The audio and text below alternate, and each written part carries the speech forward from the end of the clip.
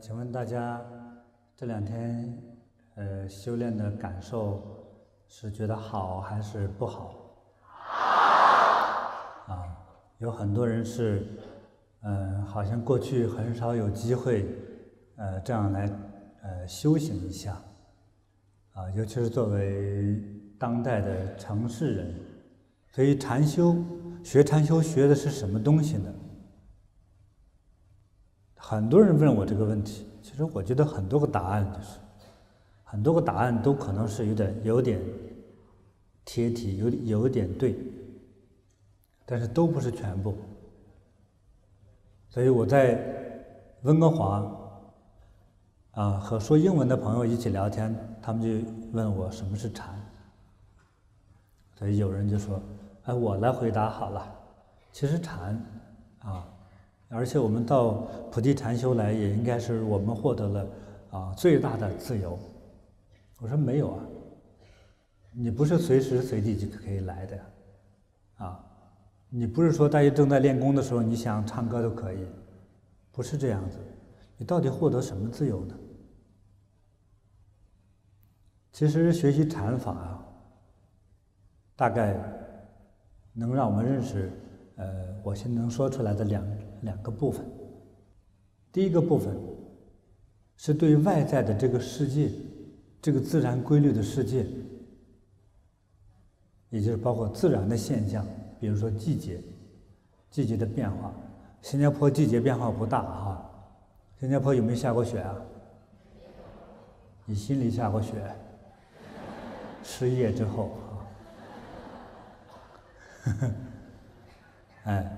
新加坡季节变化不明显，但是我知道是有季节的比如说认识自然规律，像季节饮食食物的特性有人说废话，食物特性就是给人吃的，但是你不认识它也能毒死你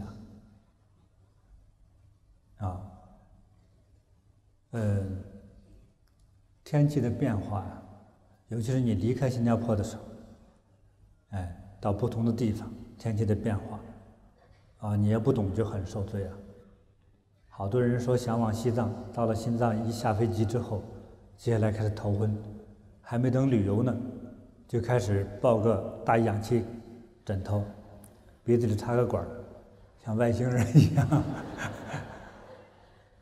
就是氧气输氧在医院躺3天，如果能撑得下去，有可能后3天还可以旅游有些人躺3天不行，就送回新加坡来最后还得个高原症就是所以对自然的认识，所以我们学习禅法就是第一项去认识自然。自然那么容易认识吗？太难了，太难了。自然之中我们认识风水吗？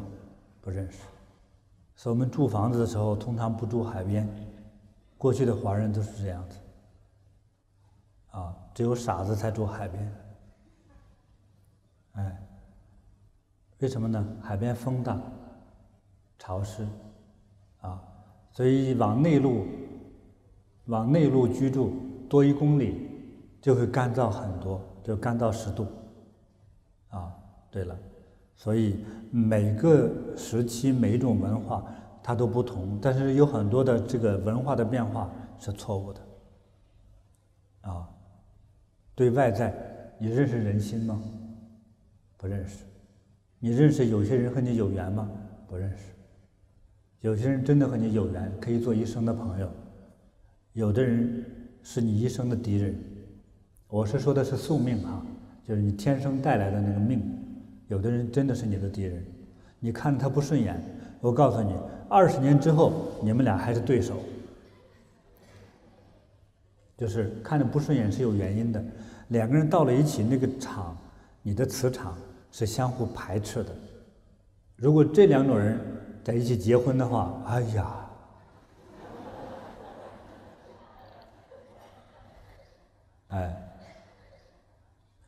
就是反正是特别不对付那不往死里打算怪了。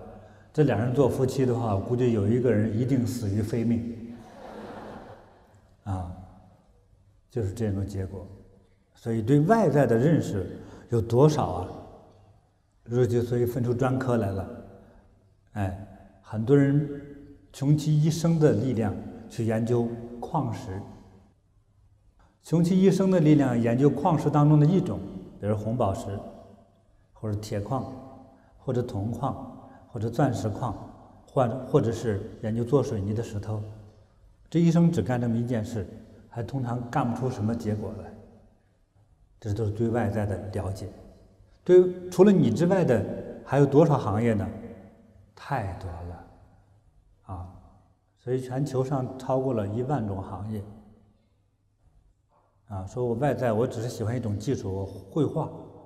绘画，好多人70岁的老画家，有的时候还不如现在7岁的小孩子画得好。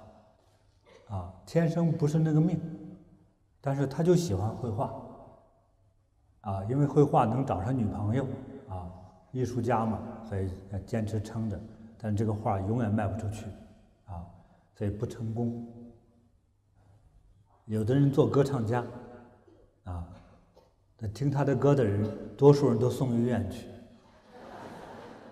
形同于杀人啊！啊，温哥华就有那么一个奇才。我到了温哥华，最恐惧的事情，就想到我就不去了。我就怕听到他唱歌，我都受不了，谁还能受得了？所以能在他旁边做他老婆的人，真的不容易啊！这多强的定力啊！啊！所以光对外在的认识，几乎我们所有的行为都是在认识外在的世界。我们有多少本事，有多少智力，有多少时间去能够看透它，好难呐！更不要说命相学了。那难死你，啊！就做缝纫、做衣服，想做好这一辈子，那还需要30年的功力才能做好一件衣服，啊，好难，啊！所以禅是对外认识世界，认识自然规律，也叫认识自然法则，包括人伦的规矩也是外在的，我们都需要去认识，哎。所以有时候有个错觉，有人说我只是顺应自然就好了，啊，人类所定的规矩我可以不遵守，人类所定了就是说，杀人者偿命，欠债者还钱，你可以不遵守吗？必须要遵守啊！你不遵守，动物没把你吃了，人可以把你杀死，把你枪毙掉，因为你随意杀人啊。说杀人是一个很大的罪过，我偷东西行不行？大家说行不行？在过去国家，真正抓住小偷会剁手指头的，拿菜刀嘎吱剁掉一个，你不是偷吗？抓住第2次，再剁掉第2个手指头，第3次的时候剁哪一个？不知道了吧？一般就想第3个手指头不是剁掉1只手，就是这样。啊，所以人伦的规矩我们认识吗？还有人的心理学你认识吗？为什么很多人不会做事，不会做人，不会处事？我去过多少新加坡的商家，新加坡人会做买卖的真的不多，所以很多人总是发愁自己发不了财，哎呀，根本不会做买卖。我平时穿衣服，穿的虽然比较贵，但是比较邋遢啊，我通常1个月才洗我的衣服，啊，不就有点酸味吗？我看什么都不让我看，啊，对，更不要说去贵重那个店了。所以到了新加坡，我很窝火的就去乌节路，哪个店我进去人都看我不顺眼，而且我看着也心慌啊，怎么这么贵呀？啊，真是像爬坡一般的。所以到了新加坡就感觉自己在爬坡。啊，那种感觉，什么贵呀？楼也高，房也贵，物价也贵，啊，所以对外在认识世界，一个很简单的事情，你有没有做好？没做好就是没有学好。啊，都忘了那句话：上门的就是客，对不对？上门的就是客人，你的这个地方你来的客人多了，你才可能有钱赚嘛。我穿的寒酸一些，就对我不客气，不礼貌，啊，这个我当然很窝火了，哎，所以后来我就拒绝去乌节路，啊，我抗议，啊，这么不懂礼貌啊！有没有人在乌节路做生意啊？亮一亮相。你们以后在乌节路再见不到我啊！太贵了，能在那里活着不容易啊，在那里做生意不得心脏病算怪了啊！所以对外在的世界的认识，我们如果通过禅的这个行为，会变得速度会加快很多。这是只是其中一项。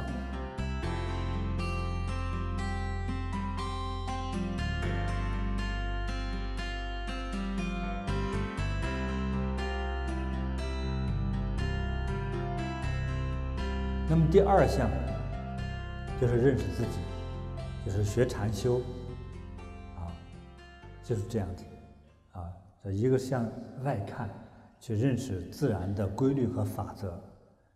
那么第二项就是认识自己。认识自己从哪里认识呢？从自己的内心开始认识。我就把这个时间压缩了来讲，啊，从自己内心认识。我们通常都会去我们用我们的感官功能，就是我的知觉啊、嗅觉啊、触觉啊、听觉啊等等的身体的感觉啊，总是在认识这个世界，评论别人、评论商品、评论好坏，还有别人带给我的感受，别人带给我的情绪，啊，那么我们所有的人都是这样去感觉这个世界的，但是很少有人能感受自己的内心，你是否正确？就是如果你能够评论这个世界，请问你正确吗？就是你的这个世界观的高度是否正确？如果你的世界观当中本身就是不正确的，或者是就是你的眼镜，比如说两个都是红色的镜片，那你看整个的世界都偏红色，至少颜色是因为你的镜片的原因造成不正确，对不对？所以中国古人有个类似成语叫盲人摸象，有4位盲人，4位盲人呢都一起触摸大象，说摸到一个地方就可以了。啊，第一个盲人就说这个大象啊，其实啊就像一个大粗的水管，他是摸到象鼻子了。啊，第二个盲人说不是，大象像一个大柱子，摸到象腿了。啊，那么第3个呢，摸到象耳朵了，他说像个扇子。啊，第4个摸到象尾巴了，啊，说像一条小草绳。啊，说那这都不是这个真实大象的那个真实面貌。所以当我们的精神的高度不够那么高，啊，没有站在一个大的空间、大的时空的这个概念下，我们所谓对外面的认识和评论都可能会有偏差。都有偏差了之后，就是带给自己的表达和自己的情绪就有很多是不正确。有时候我们生气是不该生的，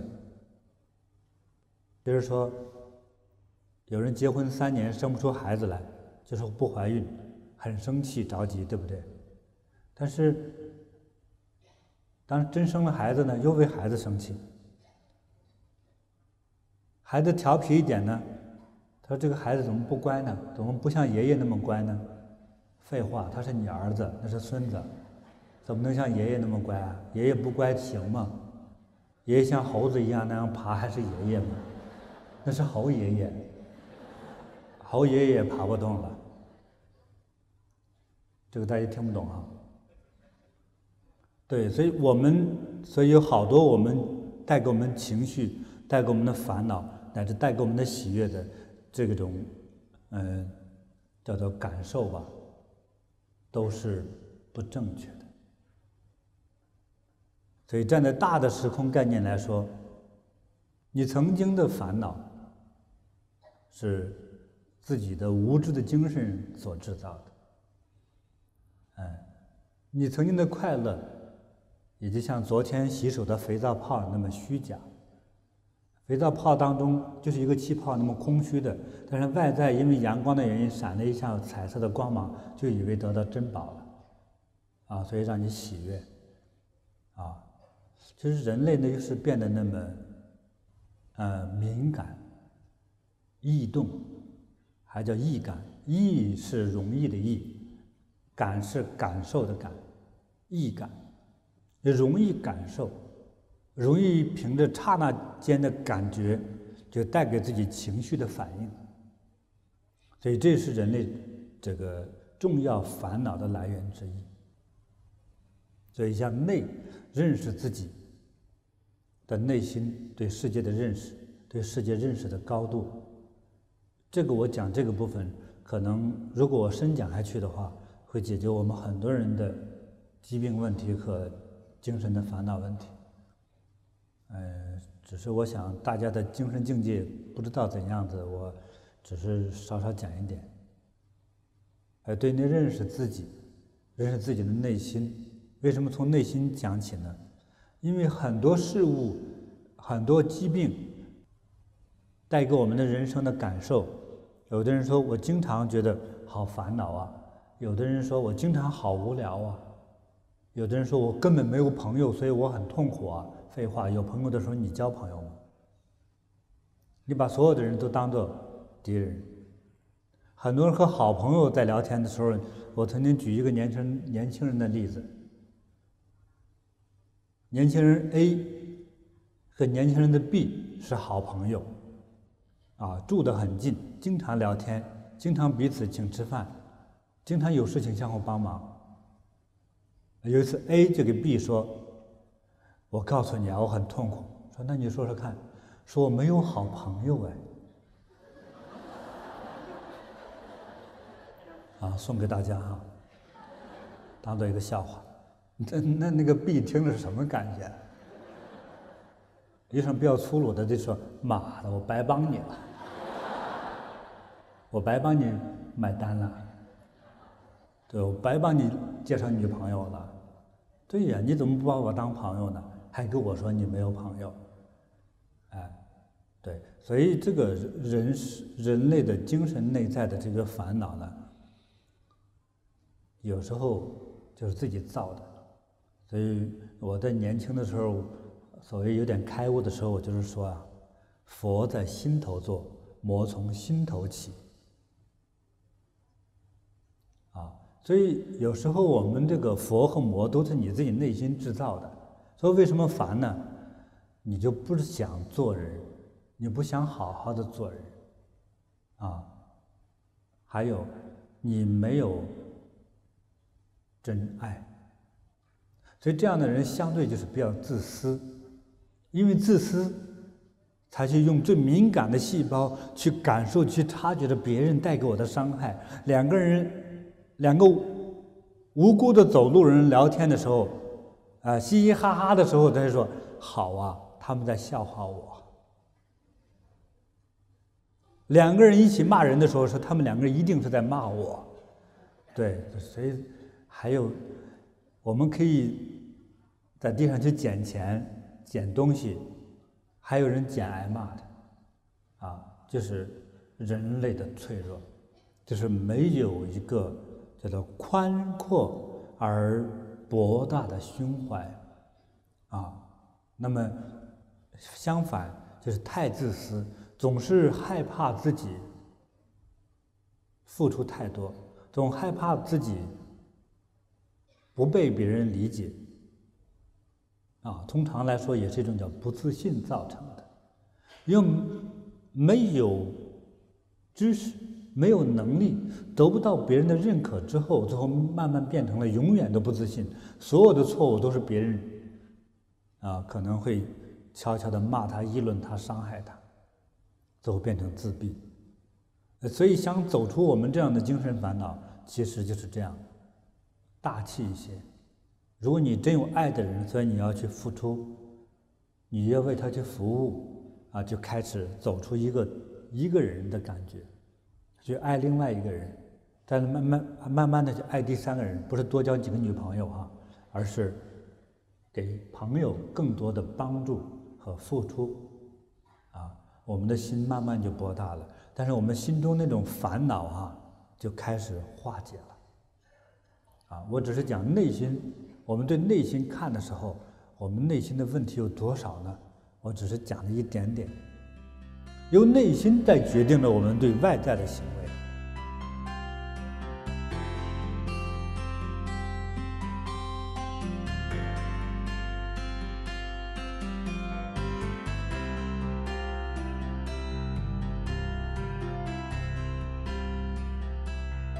所以我们通过这样的机会哈，可能这个道理大家在慢慢的听，就是我们通过这个禅的这个行为呢，在开始改变着我们的身体，我们越修越好啊，我们越修越好。就是请记住，有很多疾病哈，就是说得患疾病的原因和理由，有时候我们永远也不知道啊。但是很多的疾病想治好它，通常都需要付出更多的时间来配合，也还要弄懂我们的身体健康和去工作赚钱哪个更重要，这个也要弄清楚。就像我们开车一样，说我的车已经发现有2、3处已经坏掉了，说我就凑合着开吧，最后这种结果你可能走走停停，停停走走，甚至是走到半路前后都没有救援的时候，车停在那里走不了了。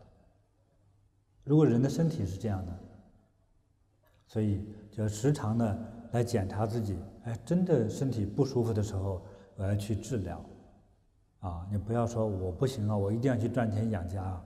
其实这个压力都是自己给自己的，你不去这么想就没这个压力。所以有时候我就也比较佩服那些脑筋不太好使的人，住个狗窝还挺快乐啊。说你住个这么个破屋子，还为什么快乐呢？他说我不用贷款了，我不用借钱了。我觉得也确实是挺好的啊。所以这个快乐与否与你钱多少没有什么关系，是你精神世界当中的一种对于价值观的啊，还有情感上的一种把握。我们来学习一下之后，我们的健康一定会随着修炼的时间的多少，这个积累我们的健康一定会得到改变。我上一节课讲到了疾病的几种来源现在告诉你，健康一定是通过恰当的训练的方法，一定会得到改变。比如说能量充足了，还有2种能量不平衡的这种状况造成的疾病，我们通过修炼之后，他自己来得到了一种平衡的一种调理我们就会得到健康了那么还有些人的疾病可能要拖很久很久都好不了，有的人是一生好不了中国过去成了神仙的人都有这样的例子，都有这样的事例告诉我们。大家听说过八仙吗？八仙过海，年长的人都听说过。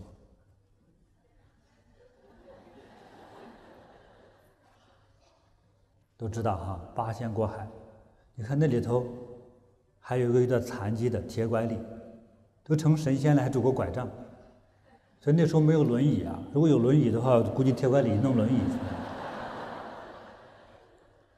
最后大家就说那个时候提前就发明了汽车他的轮椅在路上自己能飞跑，都不用加汽油，太阳能的或者意念控制的也就是说，有些人修到大觉悟之后，都可能外在的一个症状一直停留在那里。为什么？我的解释有几种。第一个，告诉大家，人世间没有绝对的完美，只有相对的完美。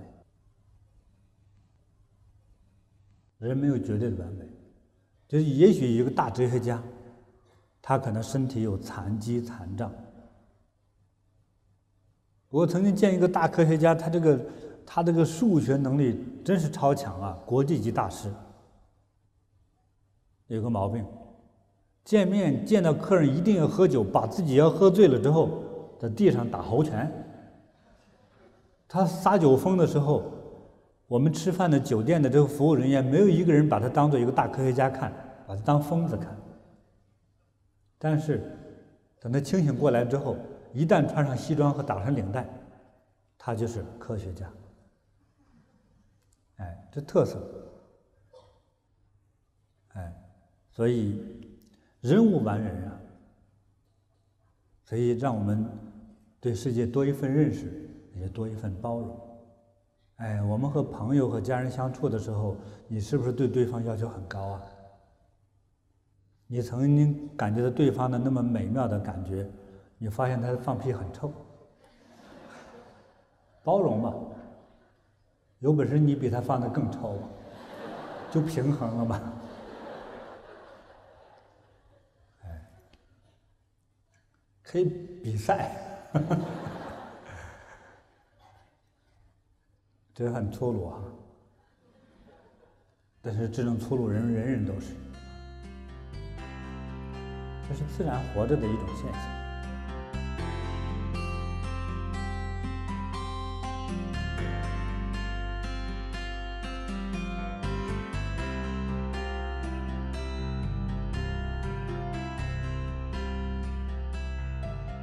那么说人无完人之外，那么铁拐李的这个表现还告诉我们，业力无法逃避。也许就是说他曾经的伤害，把帮过他的人腿给打折了、打断了，那这个人耿耿于怀，但是因为他对他有恩情，他恩将仇报，将人腿打拐了，所以，我只是我猜想啊，说铁拐李老神仙听见了之后，千万别生真气，好吧？你再一生真气，那条腿再拐了就更麻烦。开玩笑，开玩笑，成神仙不给咱们凡人计较啊。哎，就是有些业力，它这个能量到那个时候就爆发出来，所以有时候我们到了，比如40岁。耳朵突然听不到了，还有的人最惨的是生下来腿不会走路，但是是个活人啊，这父母亲啊好难办，把他扔掉吧是你的骨肉，不扔掉吧他一生残疾，我要付出多少心血啊！所以我很敬佩家里头生下有一些不太完美的孩子，这个家长啊真的付出比我们普通的家长要付出好多好多呀。我见过很多这种家长，在很多年前，在中国大陆，一对化学的科学家，我估计搞科学实验有关系，啊，很有成就，中国前10名的10大化学科学家之一。结果他夫妇俩都是做化学研究的，哎，他们生的那个孩子，啊，这2个孩子都有点特别奇怪，长相非常非常奇怪，就没见过那么奇怪的孩子，也就是他的智力啊，可能只有半岁的智力，啊，17、18岁，哎呦，把这个母亲呢给折磨的，这个嘴角这里永远都是破的，不能愈合，心里的火啊，实在无处发泄呀，这个又扔不掉，又不能打死他，哇！好痛苦，好痛苦。那这叫什么呢？业。业是什么呢？业是叫曾经行为之后的那种作用力。所以业之中含有善，还有不恶不善，还有恶，这3种。就今天吃什么饭呢？啊，随便这个行为没有什么罪业。但是我吃饭的时候说把这头猪打死，我们把它烧掉吃了，这是有罪业。对，所以这个一个反正不伤害的行为是没有问题的。还有就是伤害，还有一种呢，就是不但不伤害，还护佑，所以就有了业当中的一个分别。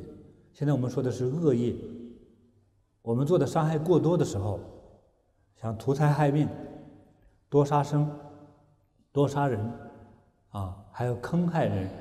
有些虽然不是直接的伤害的人命，但是把人家的钱骗光了，把人家的钱和财物偷光了，等等的，让这一家没法生活，弄得上天无路，入地无门的这种生活窘境，那么这也都是非常大的业对，这个业之后呢，会引发什么呢？就是造业的人自己会自然的会背上这个业。我们比如说，我偷东西，没人看到，但是这个行为一旦产生，整个这个自然界就把它记录了下来这个自然界，这个空气这些生命的讯息，因为整个地球是有生命的，就把它记录下来了，它就有了这种行为的这个效果。这个效果之中，我刚才讲过，分了3种：善、不善不恶，还有恶这3种。凡是伤害的，一定是恶业。所以有些人就是生下来就有问题，有的人到某个时间点就会出问题。我遇到过不同的人，不同命运的人太多了。我遇到好几位，就是曾经家财万贯，万贯是指非常富豪的意思，可是20年之后，分文都没有了，就被人骗个精光，因为他曾经的发财都是骗来的，都骗个精光，什么都没有。还有的人这一生没有去骗人辛辛苦苦去做生意、做事业，到后来一场空。今世没骗人，可是可能就是之前前世或自己的祖辈人造下的业，而报在我们的身上来了。所以业这个事情就是一个最麻烦、最难以解决的问题。这个呢，佛教创始人释迦牟尼佛把握的就非常好。他在面对这个恶业的时候，他就怎么表现的呢？这是其中一种就是他的堂兄弟一直要害他，就是他这样讲正法，他的堂兄弟就是给他唱反调或者唱歪调，去引导着那些人就跟他学法，但是那个最终的意念是歪的，是不正的，但是一般人分辨不出来。像这即使是堂兄弟，又是黄门子弟，就是皇族的，肯定都很厉害，百姓分辨不出来，所以他去讲歪法。一开始释迦牟尼佛也挺生气到后来慢慢就不生气了。所以到释迦牟尼佛等差不多比较年长的时候，80多岁的时候，是给弟子这样说的说其实提婆达多也是佛呀，他是佛菩萨的化现他就像2个人比赛一样。说如果没有一种对比，佛陀都可能能停顿下来的时候，说还是喜欢自己打坐好，静静的多自在我不与人争，不去说法清净闭关心中获得那种清净自由的那种自在，对不对？就像中国古人讲的，超出3界外，不在无形中自在悠然，如闲云野鹤。这是中国古人的文人雅士追求解脱之路的一种精神的向往。所以中国古代的书画之中尤其是有一种叫高士图，大家去上网查一下，高是高人高低的高，士是人士的士，高士图图案的图。通常画一座山，有一个老者，一个老人，后头跟一个童子，有的牵一匹驴，往山里走。还有的高士呢，满山遍野都是雪，加个鱼竿，今天在那钓鱼。这是什么意思呢？就是已经超然于人世间的金钱、权力幸福那繁华。他最后说：“我达到一种与山、与水、与天地共同存在的那种感觉，不与人争，超然于物外。”所以有一位曾经朝廷的一个在朝廷中做高官的一位大学士，朝廷做官只要有权力就有斗争了，斗争，最后他辞官不做，躲在深山里头，与山水一起，共同自在，去感受，这个高山之中的清静，去品尝清风带给他的滋润，与闲云野鹤真的在一起生活。所以有一个新皇帝上任之后，就去请他，这个可能是唐朝的时候，有新皇帝上任之后，就知道这一位人士很厉害，才高八斗为人耿直，所以我请他出来做官，就派着使者去找他。就找他之后呢，大冬天，漫山遍野全是雪，他自己弄一个大鱼竿，架在河边，河边已经没有水流动了，在那儿钓这个大鱼竿，说：“大学士，我代表皇帝来请您了，出山了。你看你在这儿坐着，那么冷清，连伺候的人都没有，这么寒冷，这么寂寞，你在这坐着干什么呢？”这位回答者大约是这样回答，说：“我正在雕雪。一般人不是雕鱼吗？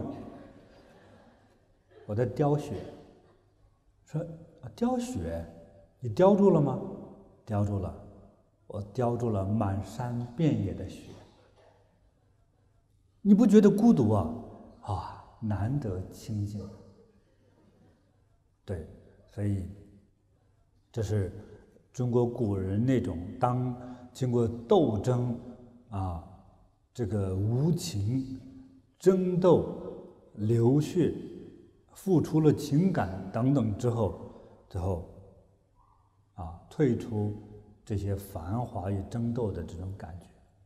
那释迦牟尼佛也更理解这一点呢，他也想清净他的觉悟就是做了7年禅之后才觉悟的呀。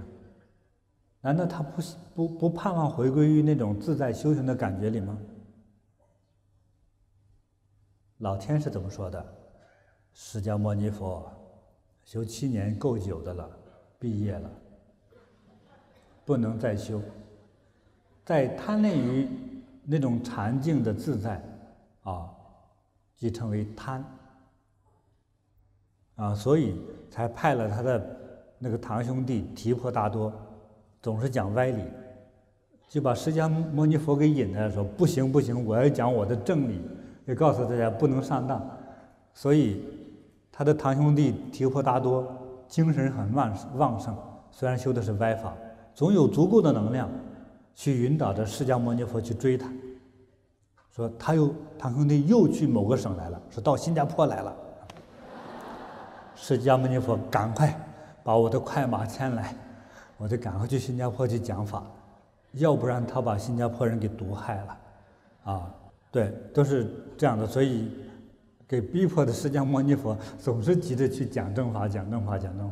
等他到了年老之后，他真的开悟了，就告诉弟子们了，就我们不要伤害他，其实他也是佛，来度我的，啊，为啥呢？其实我也想清静啊，我也不想跑来跑去，风尘仆仆，又疲劳又烦躁，啊，还经常水土不服啊，语言不通啊，对呀，我也烦这些事啊，但是不行啊，哎，这个小子跑太快了，所以等这个事情过去之后，才觉得所以其实我们看似的坏事不一定是坏事，啊，所以看待事物的高度、广度的不同哈，我们一切都会变化。那么释迦牟尼佛如果说他的堂兄弟，假设说是前世的业力所致来了这么一个人，释迦牟尼佛是这样来处理的。你讲你的歪法，不管是不是我的业力，我要付出更多的正心、正念、正行来对抗这个业力。所以你来折磨我，我呢要付出更多，告诉大家怎样修才是正的，才是面对这样的业力带给自己的烦恼，而不是说我就承认了业力。是啊，提婆达多的出现也是我过去对他的伤害，所以这一次来报复。那我投降好了。他会不会这样做呢？不会。只有传播真正的正道，我才能弥补真正的我的错误。所以当我们面对人生之中的烦恼，哪怕是叫做业力的时候，没关系，我要好好修，我才能改变自己。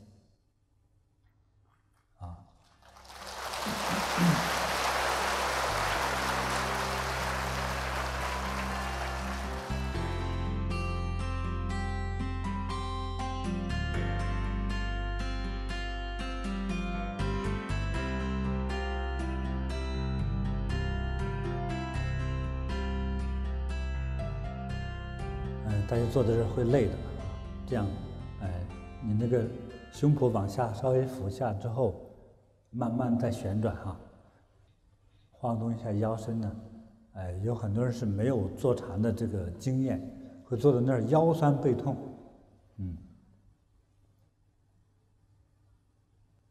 还不错哦，大家都在坚持着哈。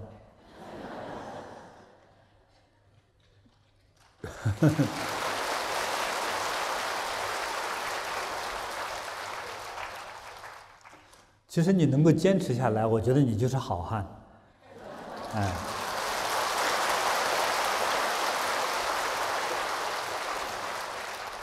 我们在这个我的经验来说，告诉我，就是我们当进行禅修的时候，尤其是比较深入的禅修的时候，其实是把我们前世和未来压缩时空了。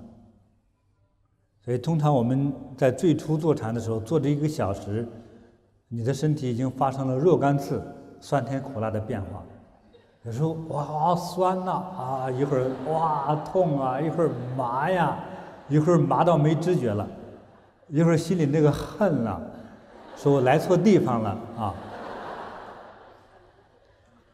听你们的笑声，好像都有发生过这些事了，是不是？业力其实是这样子的，是我们在修的时候，尤其是发慈悲心在修的时候呢，我们真的是把过去的我们走过的生命之路给压缩了所以我们在这好好修和多念一句佛菩萨圣号的时候，是在消那份罪业。如果没那份罪业的时候，同时在增长着无量的功德，所以我们的身体上会产生了刚才说那几种苦酸甜苦辣咸，不是，那是饭酸、麻，还有痛、胀，还有胀得跳在里面，还光想骂人这6种反应都有。其实还有呢，再接下来还有一种蚂蚁爬，有没有这种感觉？好像有个小虫子在爬，有蚂蚁爬的请举手。我是指在这个屋里坐着的，不是在树林里坐的时候。树林里坐的蚂蚁趴是真蚂蚁趴，这里做的蚂蚁趴是假的，是一个好事情。尤其是当你在这做工的时候，你的脸痒的时候，尽量不要去挠，不要去打，好不好？哎，那个是在美容。是，就是我们在修的时候，我们这些身体的感受哈，就是在改变着我们过去的业。说我们在这里痛1个小时，佛陀帮我们解决的可能是曾经一生一世的罪业啊，让你去感受这种痛。我在年轻时候修的时候啊，曾经若干次的，不知道是酸还是痛，反正让我痛苦到我觉得杀死我算了，我就当时就这样想。到后来我才更清楚，就是把我们过去的罪业那个时光压缩了，尤其是让我们感受到酸和痛啊。对，我们感受到这些不舒服的酸和痛的东西，都是我们曾经的伤害，曾经给其他生命的伤害，所以让我们能够压缩了时空的痛。这1个小时，如果能够了这一生一世的罪业的话，那不就赚了吗？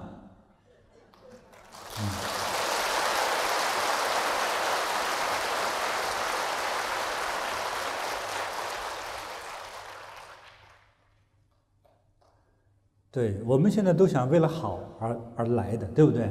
都想让自己活得更健康啊，更幸福啊，或者更能心想事成而来到这里来修行。但是我们通常不知道的是，如果只为好来修行，你不知道这个根底也没有作用。所以要先了过去的账。哎，比如说你过去杀了100个人，因为你知道你过去是做什么的，强盗、军人、开黑店的，都可能啊。大家听不懂开黑店的是什么啊？卖假货呀。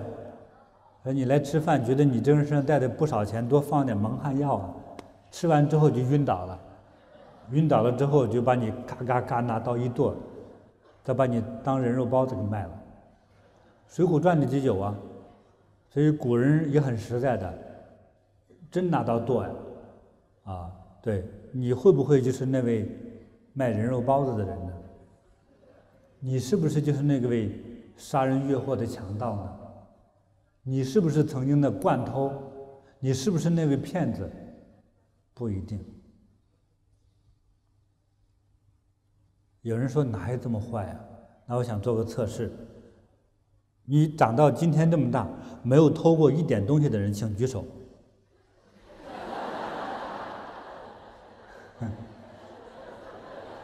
还有，没有骗过人的人举手。大家都是贼，又同时兼职骗子。有的人骗财、骗色、骗情、骗爱，什么都骗，对不对？你在座的都不是好人啊。你们都已经有资格入黑社会了。你在这么一个文明的国家都是个骗子又是小偷的话，那你在过去不文明的时候干了多少坏事啊？你也早记不清了，你说干坏事太多了，记不清了，对不对？所以我们曾经的伤害，给别人伤害，其实这个能量会反射到你这个生命之中啊。永远都跟着你，为什么有很多人这事想得的东西得不了，想发财，那么多钱就从手边溜过去，就不属于你。还有的人这个钱刚捂在手里捂暖和了，一抬头挠痒痒，钱粗跑掉了，像那个青蛙一样，捂了一会儿以为是自己的，一不小心一抬手，青蛙粗跑掉了，结果是个金蝉跑掉了。这种人多了。对不对？有一个好的男女朋友的这样的对象，啊，你不好好珍惜，也是一不留神溜跑了。为什么发生这些悲剧呢？业力。有人说，哎，是他头脑不好。对呀，他为什么头脑不好呢？业力。有人说不是，是遗传的，他父母亲并不聪明。对。你为什么找这么个父母亲把你生下来呢？业力嘛，就投错娘胎了。其实没有投错，业力所致，无从解释。我也思考过，我们不用这个业这个概念好不好，找不到答案，没有地方可以寻找它的正确的答案啊，所以就是业力。所以我们想改业力，怎么改啊？这当然就是多积德，多行善，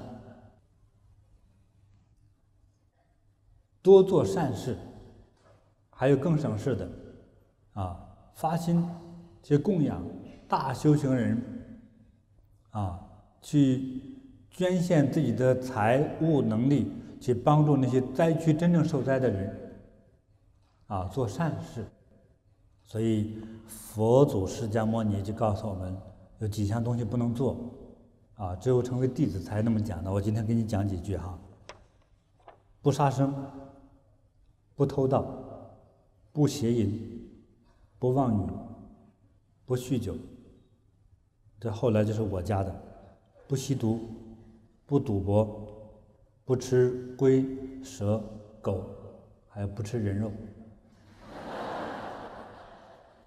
说我没规定他就吃啊。还有比较贵的别吃，花钱不少，还不一定好是好事。还有少吃燕窝，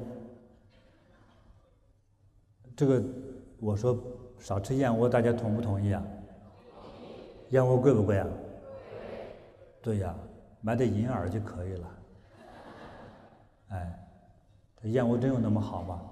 卖燕窝的人一定说的好。你卖燕窝的人天天吃燕窝吗？肯定不吃，对不对？我就不细讲燕窝的坏作用了。所以我们要想变好，我们刚才说的戒律不但不做，而且向反方向，不杀生，反而爱护众生；不偷盗，而常行布施。布施就是付出给予。你有做过吗？没有吧？好像男的就说我帮助过我丈母娘，那是应该的啊，那个不叫布施，好吧？是无奈。谁乐意帮丈母娘哎？要不是为了娶个媳妇的话，那，哎，还有说我经常帮我老婆做事，哪个男人要是不帮老婆做事就死定了啊？那是人在屋檐下不得不帮忙啊！不邪淫，有邪淫，第一个就家庭烦恼，那精神烦恼就来了。有时候破坏两个家庭，自己家庭不幸福，让对方也烦恼啊。对，不妄语啊，这个最麻烦。不妄语，谁不说瞎话骗人呢？对不对？哎，所以做到这一步最难。但是无所谓的骗人的话，那没关系了，就是有朋友问你吃了吗？你其实觉得对方因为很吝啬，你就说吃了，这无所谓，反正不是伤害嘛。我说没有吃，对方说没吃就算了，这很气人的。所以我通常回答的时候，我也是看人我才回答。所以回答有时候也不叫骗人啊，分对方的情况、心态、性质和一贯的行为来回答吃了还是没吃，这个不属于骗人，是没有罪过的，好吧？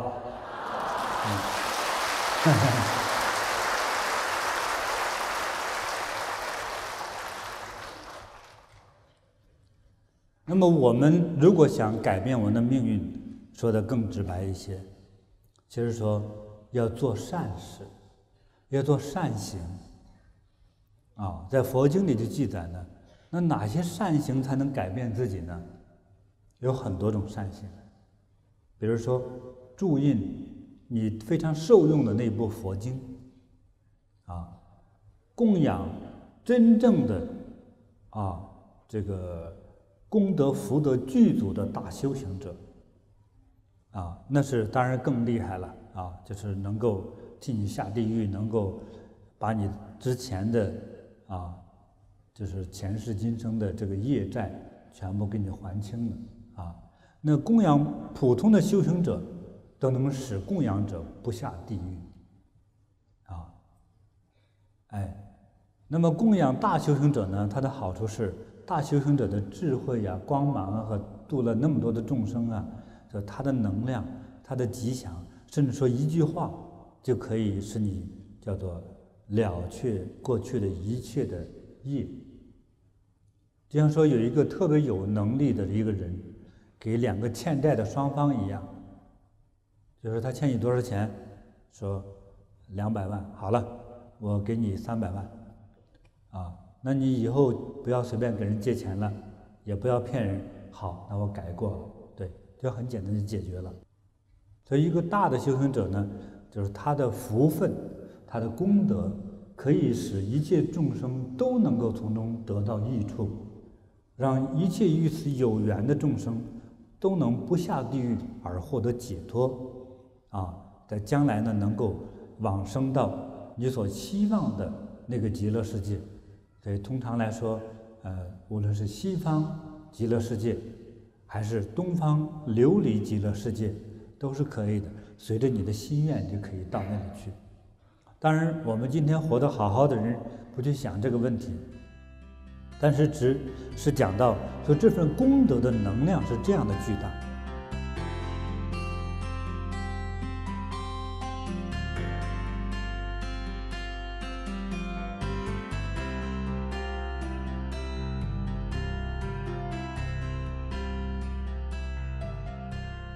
我有一位亲戚，这个老先生呢已经往生了。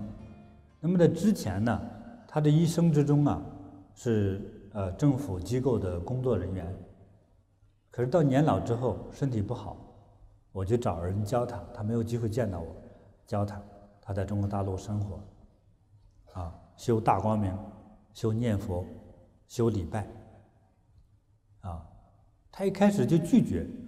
医生就说：“你这个身体呢，反正我们没有什么药可救了，糖尿病的加号很高，眼睛视力模糊到快看不清事情，走路已经颤颤悠悠，就不能自己走路了，够严重吧？”这个时候再教他，他就信了。那么他一天平均有时候修4个小时，有时候修7个小时，大概修了3、4年。就有一天，他和他家人就说：“他说，我以为佛教的那个佛呀，只是人编出来的一种故事，我现在真看到佛了，就在天上这样飘下来，在跟我说话，在冲我微笑。说，后面还有，他就数啊数，他说这么多尊佛呀，家里人就觉得听到这种感觉像见到鬼一样，他好害怕。”但是他这个时候，他见到佛，他没必要说这个讲话，他的表情、他的态度，都真的，哪尊佛是什么样的装饰打扮，那个菩萨还有天人长什么样子，他还听到那种音乐、那种声音。2个小时之后往生了。他数佛，他就数佛多少尊，他数呀，总数不清啊，那么多，太吉祥了。太好了，就是无病而终，就走了，人也当然也80多岁了，就是这样子，所以非常非常的特别，我们当然正在活着的人，我们要活得要更健康，要更自在，但是我说这种能量感的作用就这么强烈，所以我们在修行短时间的时候，我们会出现很多种身体和生理的现象。前2天大家上来的见证，那是最好的例子。我们彼此之间都会打听到我们彼此之间受益于菩提禅修的那种故事吧。请问在座的人，菩提禅修真正给你带来的帮助，得到帮助的人请举手好吗？就这么多，放下吧。所以我们在修行之中我们有很多感受，除了有些疾病在慢慢转化会变好或者变轻了有的真的就痊愈了，还有更多的生理上的感受，比如说皮肤，2个手搓一搓就知道了，变得光滑了，还有很多人是干性的皮肤哈，你的手上从来没有滋润过，就是一直手上不出汗，也有这种人吧。这种人大约有1/10，这么大的比例。你修一段时间之后，最多1个月，你的手、你的脚会出汗了。你这人也该出汗，不出汗的话会憋死的呀。还能说明什么呢？你手臂的经络打通了，就这么大能量。更神奇的是，有很多疾病康复。那么讲到老年人的美容问题，人上了岁数之后哈，通常60岁过后，好多人开始长老年斑，脸上、手臂上、身上长老年斑，对不对？有些人练等有比较快的话，是3个月以后，老年斑开始退掉。我们就拿这个现象讨论它的实质。我们说疾病好了，好像在这里就变成常见了，其实也是不可思议的能量。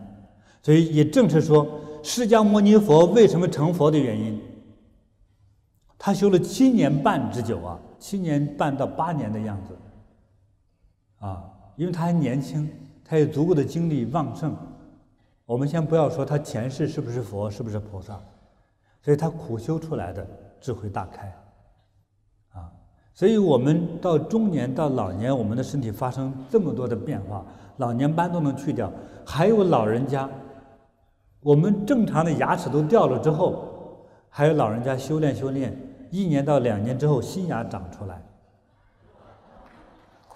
是真的。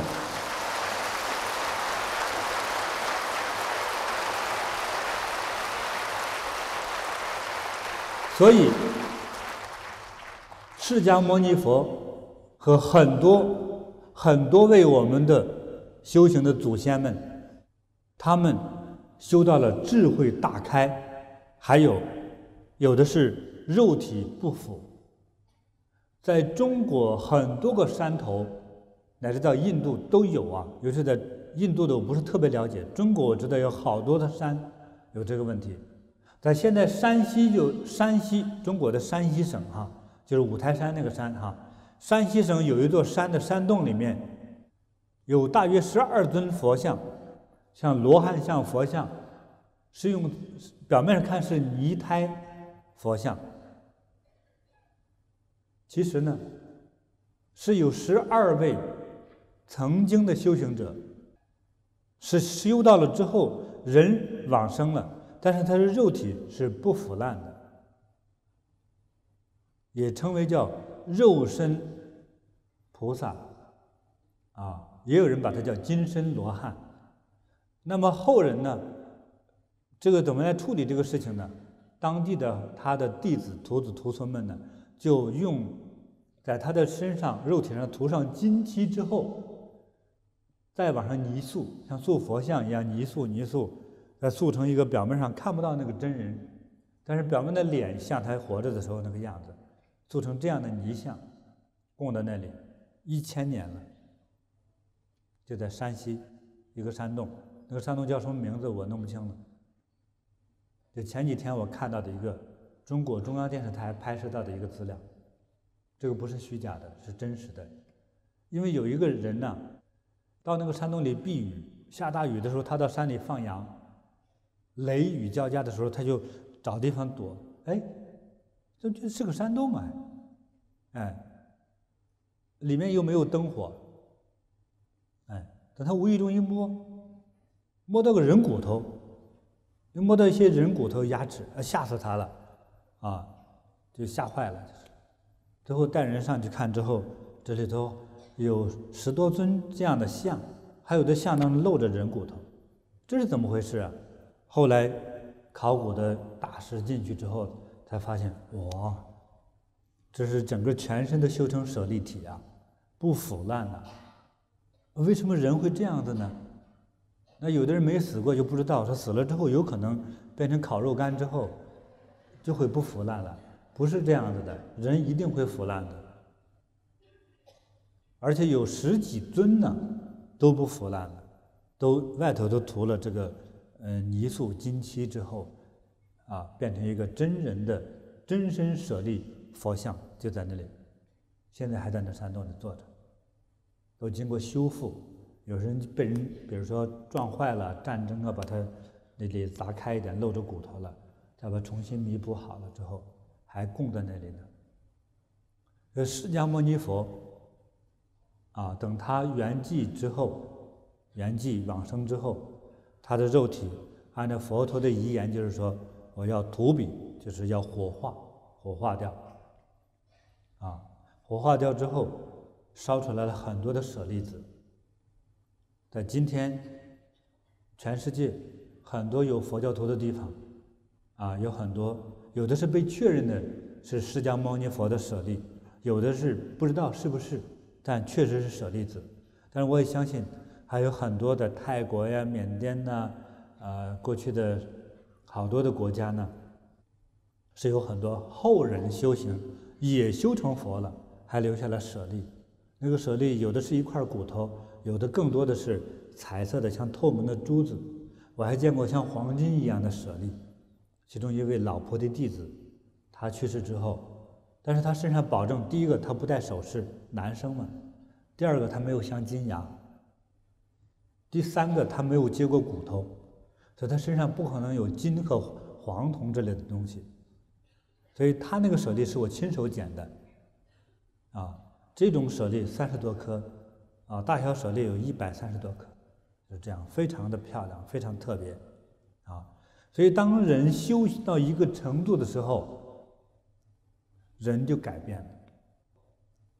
大家看到那个水的故事，水结晶的故事之后，说人体70%左右都是水分，对不对？我先不去有这个疑问，但是人修一修之后，是不是多数就不是水了呢？是不是就变成了一种叫做碳化体、碳元素？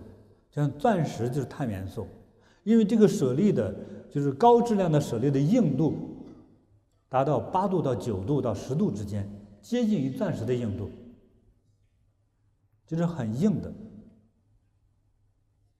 所以当修行之后，我们不能用人所能理解的这种元素来理解成佛的人。但是我们的整个肉体发生了改变，为什么改变？不知道，一般人不知道。我个人清楚的是大慈大悲之心，大慈大悲之心，还看透人世间这个自然的规律和法则之后，很多事情我们就自在了，放下了，不执着了。当看透之后，我们就会不执着，之后就能解脱。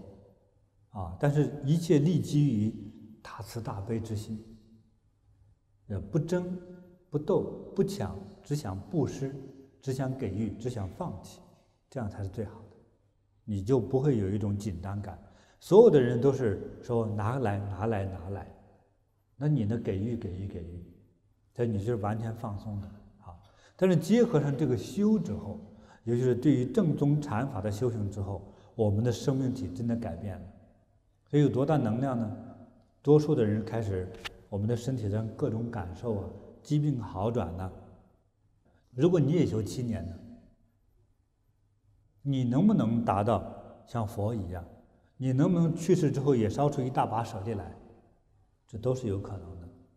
因为释迦牟尼佛他说：“我能成佛，众生都能成佛。”说你如果按照这个方法来好好学习和修行的话，你也能成就。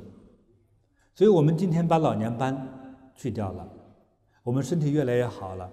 我过去的腰酸背痛或者是心酸胃痛之类，我都好了。那我再往下修下去呢，你能量就在不断的积累啊，最后就变成了一种超人类思维的物质，你的身体结构就发生了变化。这正是为什么很多修行者就有智慧呢？从没有这么高的修行，我怎么就没智慧呢？其实是你这个人体的原因。我们当修一修之后，我们人体的整个身体发生了改变。过去比如说就是 A、B、C 结合到一起的这么一个人体，现在不一样了，现在是钻石、玛瑙、红宝石组成的你，所以就不一样。因此不修的人死了之后烧的时候只剩下一点骨灰，那个修得好的人，修得好的人当中的一种啊，不是所有的，有的修得好的也不留舍利，也有他是看他的缘分。还有相当有一半左右的人修得好的，就是佛教徒修得好的哈。我相信，尤其是给我修的，因为我们是实修啊，不光是信仰，我们要修，最后会烧出舍利来。啊，你明天不要说师父，你看我已经烧出舍利来了。那属于泥巴舍利啊，我还经常搓呢，也搓出一些舍利来，就比较软。但是身体真的会改变，真的会改变。烧舍利出来不是我们追求的目的，其实显象告诉我们，其实说我们修行本身不是一个精神世界的转化，而是连肉体都转化了。说为什么我们修一修我们就健康了呢？为什么修一修之后很多事情都能放下了呢？为什么修一修原来夫妻吵架的人不太吵架了呢？觉得没什么好吵的，为什么呢？是吧？第一条路就是把你的脑神经修宽了，修大了。过去很小的芝麻小的事情对你来说都是一个障碍，等修宽了之后，别人骂你几句，你的同事都涨工资了，你就是没有涨，甚至老板批评你了，你还一样很平静的状态，你都不会烦恼，这才叫境界。啊，你的心宽了。你过去同样遇到这样的事情，你会要死要活，现在听完之后没感觉。那位女同学就讲，我怎么看见她之后，我就修行4天之后，我就不想骂她了呢？修到第6天，我怎么就想给她烧饭吃了呢？对呀，你修16天之后，你天天会给她捶背按摩的，为什么呢？你自己内在的改变。除了道理上懂了之后，内在改变了，你智慧了。你原来没事就赌气，不会做人，你的脑血管很窄，脑不够用，脑当中供氧供血不足，所以才有点发傻。你修一修之后，脑血管宽了，脑容量大了，所以你就有智慧了。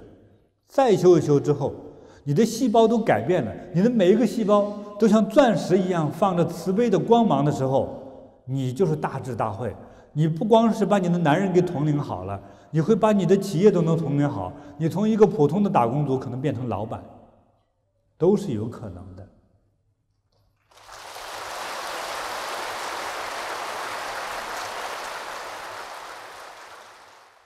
所以，有一次有同学请我吃饭，也是疾病好了，啊，吃那个菜直塞牙，找不到牙签，我拿筷子剔牙。这样，他说师傅你在修牙呀？我说没有牙签，我给他剔牙。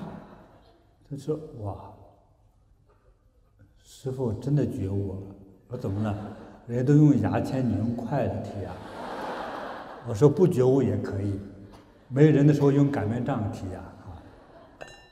就是去掉你的荣辱感，这本身也不是伤害，也不是罪过，有什么呀？能被人笑话。啊，又没有做错事，我就带给你点快乐，又有什么了不起的？要超越这个荣辱感，我们就会放下。所以我们很多的烦恼，就是一点点事情就让我们烦，啊，所以我们当修了之后，会发现我们的心真的在变大呀。所以当我们的智慧和能量在修出来的时候，就是我们全身每一个细胞真的像钻石一样，你的生命就不同了。所以大家可以看看西安的法门寺啊，那个佛指骨舍利在放着光。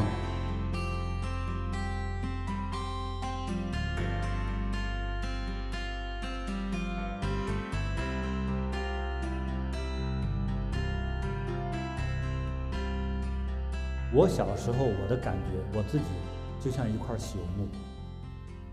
我那时候的智力不叫智力，就没有什么智力。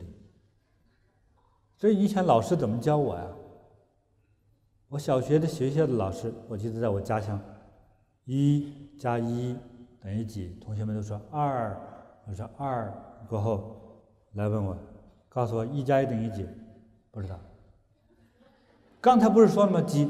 我忘了，我真说不出来。你说等于几就等于几吧，不知道。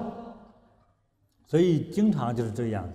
所以有一次啊，那考试我妈妈也知道啊，我妈妈干活回来，我也跑回家来了，啊，我考试了，我得第1啊，得第1。我妈说从哪头算了？我是最后一个也算第1。好，那么到第2年，我的智力好了一些，妈，我这次好了，我不是第1了，我考了40分。我妈说几门功课呀？3门功课。3门功课，因为最高分1门最高分是100分嘛，满分。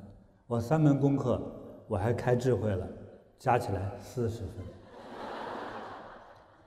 所以大家不要小看你自己，不要小看你的孩子，不要小看你的朋友。今天的弱智，今天的无能，今天的懦弱，还有今天的无力，但是经过佛陀慈悲的光芒和教化还有修炼之后，也许明天你就是一位不可思议的成功人士，你可能成为你那个行业之中一个不可思议的一个伟大的巨星，这是极有可能的，请你相信自己。我自己就是一个最好的一个样板，一个正例。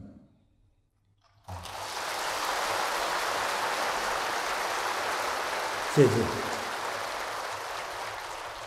从我开始传法以来，在我的印象里头，只有1次的2次拿讲话的题目的，就是几个题目，今天我要讲什么，只有2次。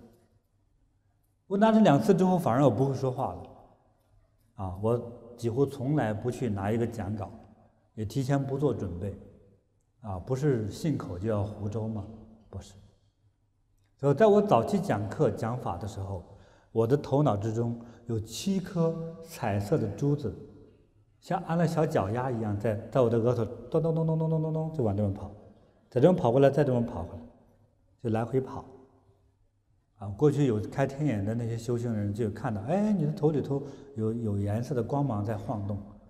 我说我自己能看见有几颗彩色的珠子在来回跑，所以我的讲法不需要我动脑，有7个小矮人，有7个彩色的舍利珠在里头来回跑，在给我提供着这些知识、这些内容，所以我就再也不用怕考试了。